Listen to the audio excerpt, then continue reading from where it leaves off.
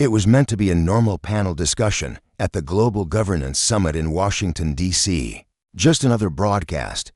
But within 5 minutes, the tension in the room was intense. Karoline Leavitt, a former White House staffer turned political commentator, was sitting across from Ibrahim Traoré, the president of Burkina Faso. In a session called The New Balance, Global Power in a Post-Colonial Era, the title sounded formal.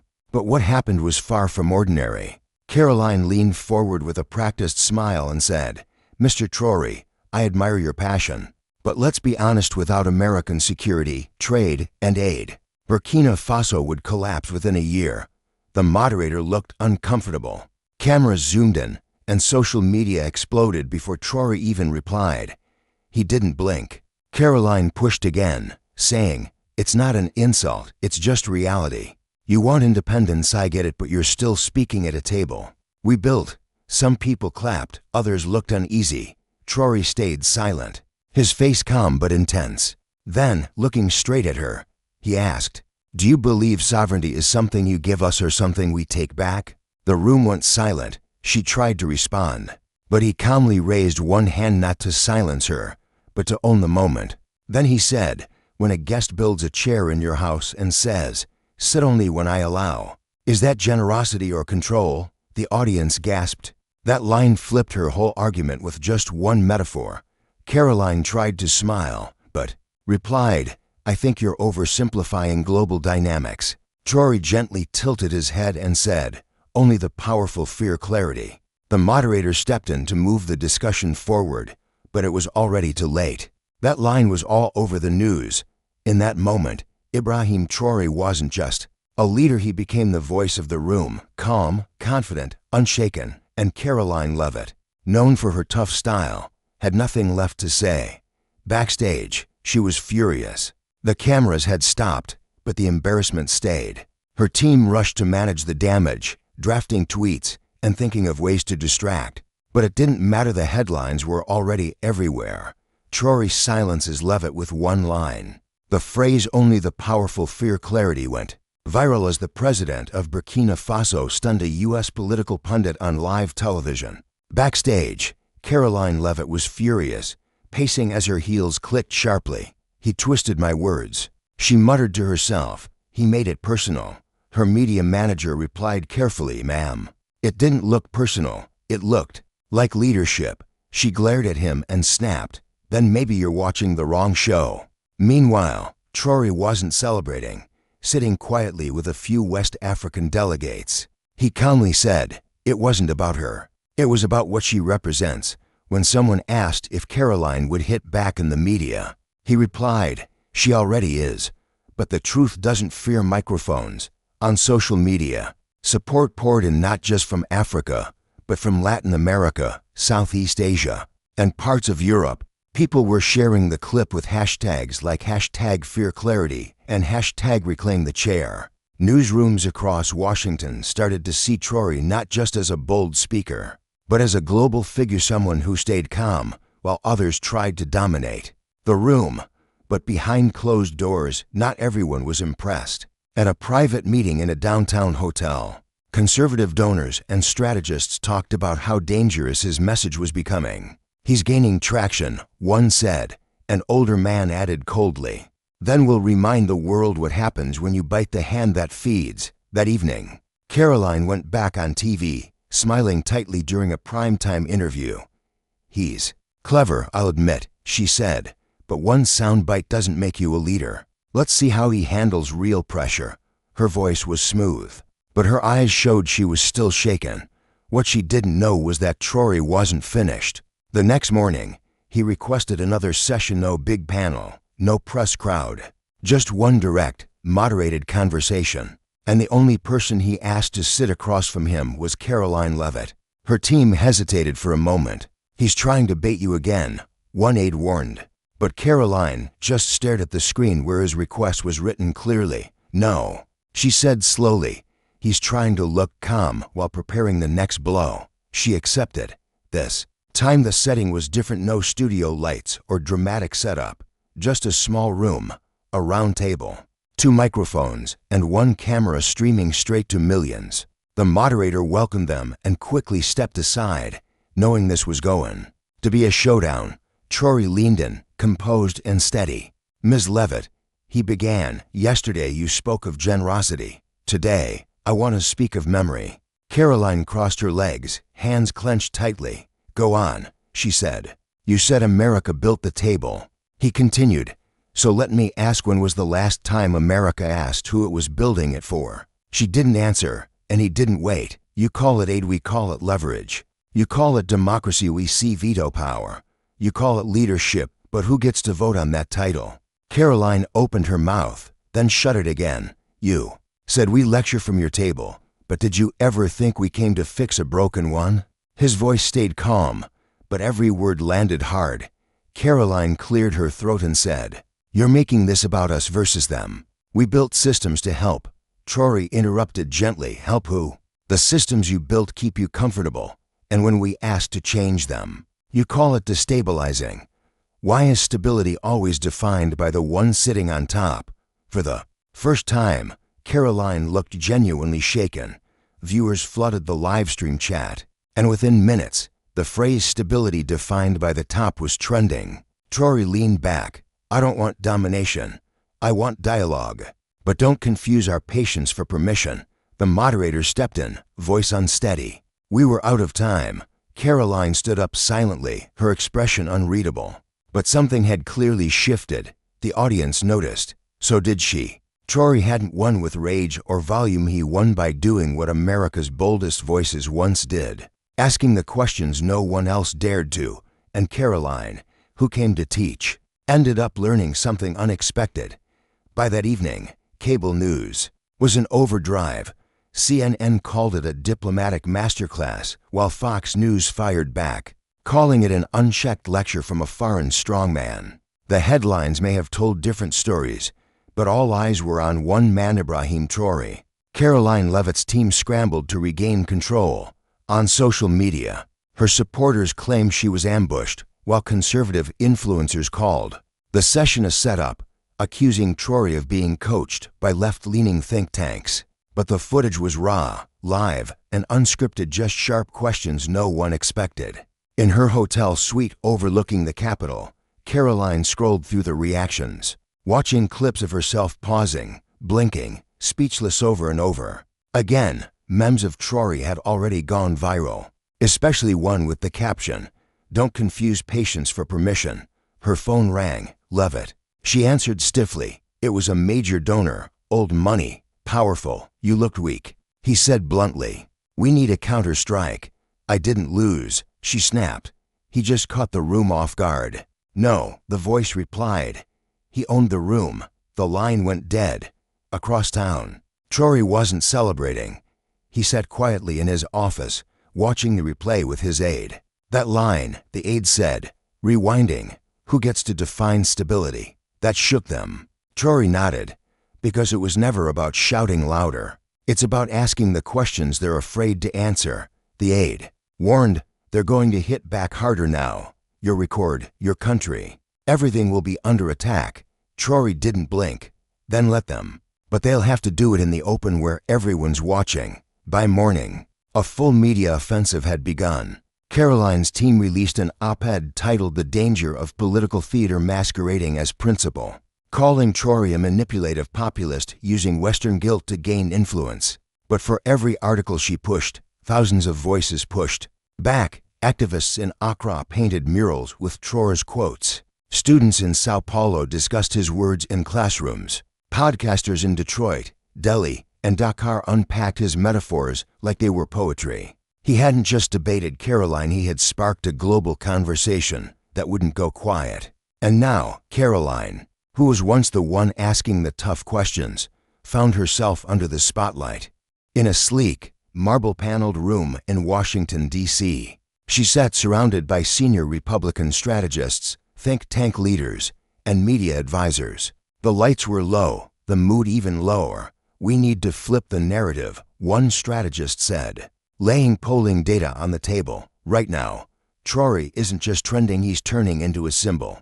Karoline stared at the numbers, a spike in youth approval, surging attention from global media. and influence spreading far beyond one room.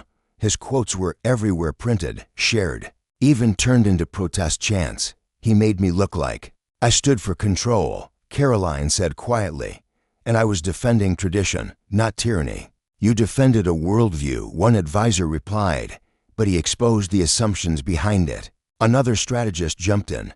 You need to reframe him not as a truth teller, but as a destabilizer. Someone else added, go after Burkina Faso's human rights record. Corruption allegations can discredit the messenger. But Karoline shook her head.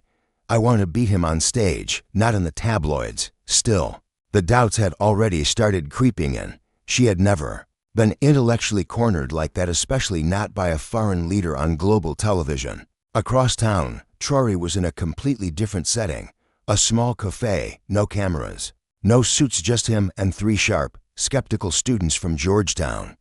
One asked, "Don't you think you were too harsh?" Traoré smiled. I didn't insult her. I challenged her framework. There's a difference. Another asked, "Why do you think your message is spreading so fast?" He answered, "Because people have been told to whisper their truths for too long." I didn't shout. I just didn't blink. And I think people are tired of watching powerful nations call honest questions. Aggression. That night, a leaked clip from Karoline's private meeting surfaced online. In it, her voice clearly said, "He made me look like I stood for control." The backlash was instant. Hashtags like hashtag she said it and hashtag control confirmed started trending. Late-night comedians mocked the clip, and even traditional media began questioning her narrative. She tried to recover with a public statement. In a moment of strategic reflection, my words were misinterpreted, but the damage was already done. Now, she wasn't just a politician, she was the one who accidentally confirmed exactly what Traoré had accused her of. And in the world of politics, perception spreads faster than any apology. 2 weeks later, the World Dialogue Forum opened. In Geneva, most expected the usual policy talk, climate pledges, vague global promises. But when organizers announced that Ibrahim Traoré would deliver a keynote speech, the energy in the building shifted. He was no longer just another African president, he had become a global wild card. Karoline, though not scheduled to speak, attended anyway, invited by donors and conservative foundations to reestablish her presence after the public fallout. Optics mattered now more than ever. Inside the grand auditorium, diplomats, media, students, and CEOs leaned forward as Traoré stepped up to the podium. No teleprompter, no theatrics, just a black notebook in his hand. "I did not come here," he began, "to speak against any nation. I came to speak for those who were never asked before the decisions were made," Traoré said, his eyes scanning the room. For generations, entire continents have been treated as raw material for industry, for charity, for ideology. But the age of silent obedience is over. Not because we rebelled, but because we grew. Karoline, sitting in the 4th row, clenched her jaw. Traoré continued, "Not long ago, I was told I should be grateful." Gasps rippled through the auditorium. Everyone knew who had said it. "And I am," he added, "grateful that I no longer need to ask for what already belongs to me: dignity, autonomy, and the right to stand without begging." The crowd erupted in applause. After the noise settled, he spoke again. "To the leaders in this room, I don't want your pity, and I don't want your guilt. I want fairness. I want to negotiate as an equal, not as a symbol of your past." Karoline's phone buzzed with messages. "It's going viral. He's owning the narrative again." But what shook her wasn't the reaction of the crowd, it was her own. A part of her agreed. She glanced around. Some of her allies sat stiffly, unsure whether to clap or remain silent. The ground beneath their feet was shifting. And Traoré wasn't causing the shift, he was simply giving it a name. Outside the venue, reporters swarmed her. "Do you have a response to Mr. Traoré's remarks?" She paused, then replied, "I think a lot of people needed to hear that." That short clip alone reached over 12 million views in a single day. She wasn't giving in, but she was changing. And Traoré, without a single insult or raised voice, was forcing a generation of leaders to evolve or be remembered as relics of a fading era. That night, Karoline sat alone in her Geneva hotel suite. the lights of the city flickering against the windows. She had once imagined herself here as a commanding global voice, confident, unshakable, representing American resolve. But now, she felt like a side note in someone else's rising story. She replayed Traoré's speech, his steady tone, his measured words, no bitterness, no attacks, just truth, clear and stripped of theatrics, and that's what stayed with her. He didn't need to humiliate her to win. He spoke as if he was holding up a mirror, and she hated what she saw in the reflection.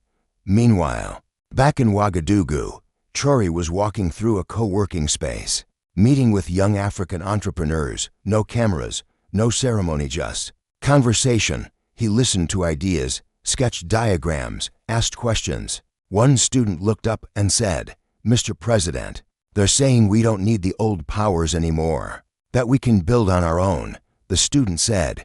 Traoré didn't respond right away. Instead, he leaned forward and said calmly, "We've always been able to build. The difference is we finally believe it." Back in Washington, conservative media was already reacting. One commentator declared, "Traoré wants a world where America steps aside. We can't let that happen."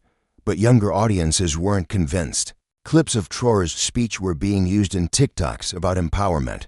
Reddit forums lit up with deep discussions about his policy ideas, while YouTube was filled with reaction videos breaking down the Geneva moment. Karoline's team was growing uneasy. She gathered her closest advisors. "Do we go after his credibility?" One asked. "Maybe fact-check his country's GDP?" Another suggested. But Karoline sat quietly, then said, "No, we listen." The room went still. She looked up and added, "We're losing because we're defending a world that's slipping away. If we want to matter, we have to speak to what's being born, not just mourn what's fading." Her team wasn't sure if this was a shift in strategy or surrender.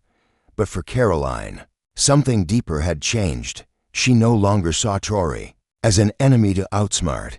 She saw him as a standard she hadn't yet lived up to, and she wasn't sure whether to fight that or grow from it. A week later, Traoré was invited to speak at Harvard's Kennedy School of Government.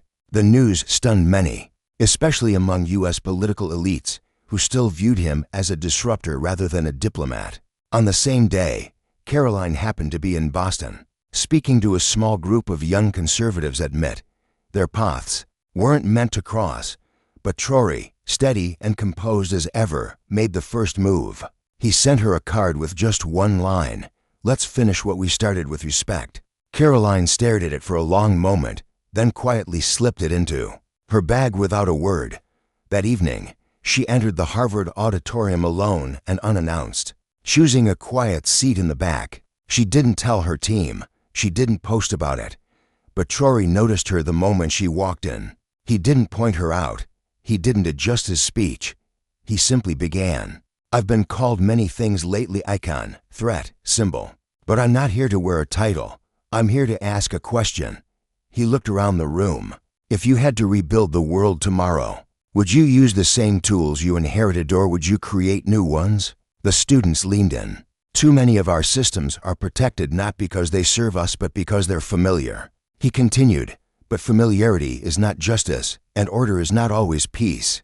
Karoline felt a chill. The words weren't directed at her, but they landed all the same. Later, during the Q&A, a student asked, "What do you say to your critics in the U.S. who claim you're anti-American?" Traoré smiled and replied, "If they really listened, they'd know I'm not against America, I'm against arrogance." He paused, "And I believe America's true strength has always come from its ability to evolve, not its need to always be right." The audience didn't erupt. They applauded with quiet respect. Karoline rose from her seat to leave before anyone noticed her, but at the door, she stopped. This man wasn't just playing politics. He was reshaping how it was spoken, and whether she liked it or not, the world was listening. The next morning, before leaving Boston, Karoline made a call. No press secretary, no advisors, just her. She dialed Ibrahim Traoré's office directly. To her surprise, he answered. "I thought you'd left already," he said, calm, maybe even amused. "I'm at Logan Airport," she replied. "But there's something I didn't get to say." He waited. She hesitated, then said, "I underestimated you. Not your politics, your clarity." Traoré didn't gloat. He simply said, "It takes strength to admit that, especially now." She exhaled. "I don't agree with everything you stand for, but I respect the way you express it." "Then maybe," he offered, "we're not enemies just to people who believe power should be used differently." Silence followed. Then Karoline added, "One more thing. That night on TV, I wasn't trying to understand you. I was trying to win." "I know," he said, "but you helped me anyway." "How?" she asked. "By showing the world the exact kind of arrogance we're trying to move beyond." Karoline didn't respond. There was no clever comeback, just clarity. That conversation, never recorded or released, quietly changed the course of both their careers.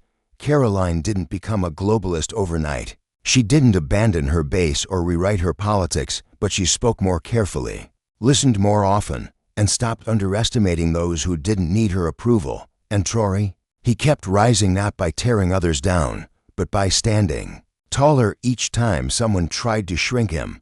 As her plane took off, Karoline stared out the window, unsure if she'd just closed a chapter or opened a new one. But somewhere over the Atlantic, she realized she hadn't lost. She'd learned, and sometimes that's the only kind of victory that matters. Months later, a clip from the Geneva debate resurfaced online. It wasn't one of Karoline's sharp replies, or even one of Traoré's long statements. It was just a brief moment of pause, and then his calm voice. "If you truly believed I didn't belong in this room, you wouldn't be trying so hard to silence me." That one line, overlooked in the noise of headlines and hot takes, suddenly hit like lightning. The clip went viral again, but this time, not as controversy. This time, it was clarity. Universities played it at the start of lectures on diplomacy. Activists echoed it in marches. Corporate leaders quoted it during leadership retreats. And from her congressional office, Karoline watched it without bitterness. She remembered the moment clearly, the sting of those words, not because they were cruel, but because they were true. She had tried to frame him as an outsider. He had redefined himself by refusing to be erased. Meanwhile, in Burkina Faso, Traoré was preparing for a major summit with leaders from South America and Southeast Asia. The agenda wasn't charity, it was mutual exchange, tech, resources, knowledge. Standing before his team, he said, "We are no longer the subject of the story. We are the co-authors." And aides smiled and whispered, "They're quoting you again." That line from Geneva. Traoré nodded, a little shy. "It wasn't a line," he replied. "It was the truth." Back in the U.S., something was shifting. Young lawmakers no longer spoke of him as a threat but as a sign, a signal that the old playbook of control, ridicule, and assumption wasn't winning hearts anymore. Power was being redefined not through silence, but through dignity. And at the center of that change stood a man who walked into a room where he was told he didn't belong and answered, not with outrage, but with presence. They mocked his accent, dismissed his country, tried to erase his place. But Ibrahim Traoré didn't argue for a seat at their table. He built his own. In a world obsessed with dominance, he chose purpose. In a system shaped by ego, he led with quiet strength. And when they tried to talk over him, he silenced them with one sentence. This wasn't just a debate, it was a turning point. A reminder that the future doesn't wait for permission. It comes with or without applause. And Traoré, he didn't just walk into the room. He redefined it.